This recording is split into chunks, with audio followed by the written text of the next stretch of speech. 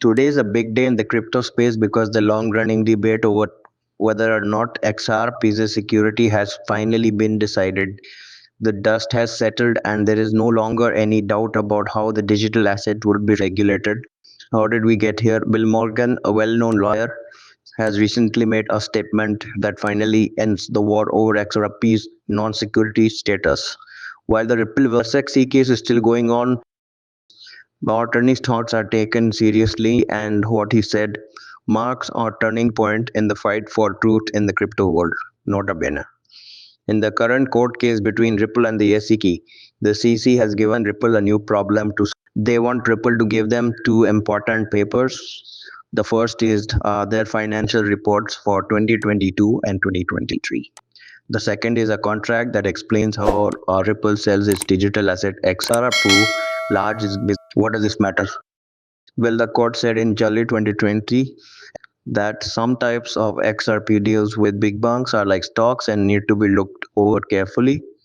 The SEC now wants to learn more about Ripple's finances by looking at their financial risks. They're also interested in the agreement that sets the rules for how Ripple sells XRP to big businesses. But now comes the fun part. Not only papers are being looked at by the SEC, aside from that, they want to know how much money Ripple made from these big sales after the SEC won them. This is proof that the SEC wants to know more about Ripple's business dealings, which might have an effect on how this court case develops. The investigation could also have an effect on the price of XR people, but I'll go into more depth about that later. Watch out for now. The latest decision by Judge Ana Lisa Torres in the Ripple vs. Sex case is a major turning point that has changed the story about XRP's regulatory status. This is a very important choice she made. It is especially important to settle the argument about whether HRP should be considered an investment or not. As a very important step, Judge Torres made it clear that Ripple's automated sales and distributions of CXRP did not violate. This decision is very important because it not only clears Ripple of some accusations, but it also makes the case that these trades are not securities. Also important is Judge Torres' claim that XRP is not a protection in and of itself. This decision breaks down a key part of the sex case and shows that the digital asset at the center of the debate doesn't naturally have the traits of a security.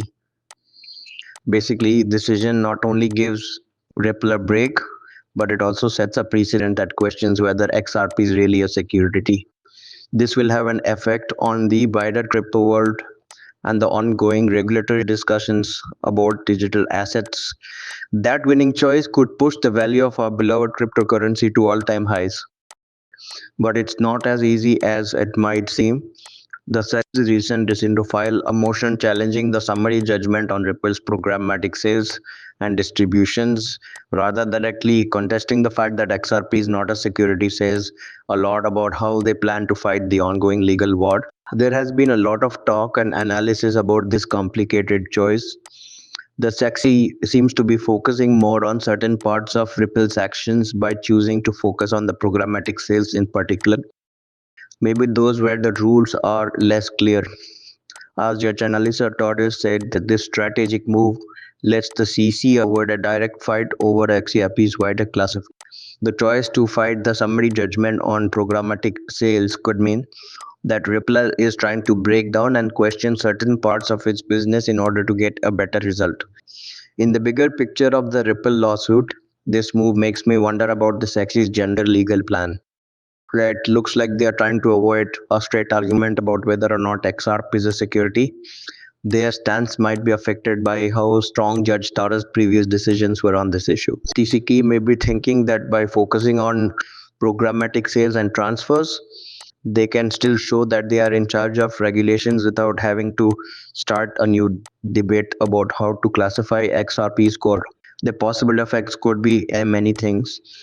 If the CETA is able to overturn the summary judgment on automated sales, it could set a standard that changes how all similar deals are regulated in the crypto space.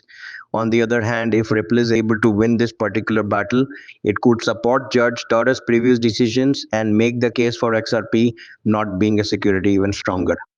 The Seki strategic move basically adds another level of difficulty to the lawsuit. The result of this specific challenge could have a big effect on how Ripple and the cryptocurrency industry as a whole are regulated. Okay, of course, that choice could make the price of XRP Ripple go down, which would mean that everyone who owns XRP lose money. I guess that's not the best choice.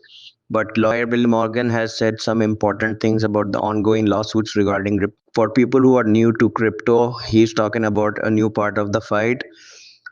In particular, what has been happening with Ripple sales since the lawsuit was filed. Let's look at what ODL really means. Fundamental liquidity is what ODL stands for, which is a Ripple system that uses XRP to make sending money across borders easier. Basically, it's about how Ripple uses XRP make foreign transactions quick and cheap. Morgan says the debate about whether XRP is a security is no longer the main topic. Instead, the attention is on how Ripple has been selling it since the legal problem started in December 2020. This change in the subject is very important. Morgan also gives hints that there might be a tough court case in the future. Why? People in the community react with a mix of strength and worry. When these legal issues come up, the XRP market has shown some concern. The story that is developing about XRP's regulatory status may have an effect on price changes and trade volumes. The positive changes, like the official recognition that XRP is not a security by nature, could boost market trust and bring in new investors. On the other hand, bad results or long lasting legal uncertainty may cause volatility and change people's feelings. It's important to remember that the XRP community is keeping a close eye on both the legal procedures and how the market reacts in general. Positive legal decisions are likely to have a positive effect, which could lead to more adoption and market stability. On the other hand, long legal fights or bad decisions could add to uncertainty, which could change how the market works and how people feel about things in the community. To put it simply, the XRP community is still active. They are hopeful but also careful as they deal with the complicated interactions between new laws, market reactions, and the ongoing story of XRP's journey through the regulatory system. For now, time is the only thing that can answer all of our questions. We need to stay cool and keep up with the news. Let me hear from you now. What do you think about that? Do you still think XRP will go up? What do you think will happen? Leave your thoughts in the space. Would be interested to know. This video now come to an end. Thanks for seeing it. Thank you for reading. If you liked it, please click the like button, leave a comment with your thoughts or questions, and most importantly, don't forget to follow.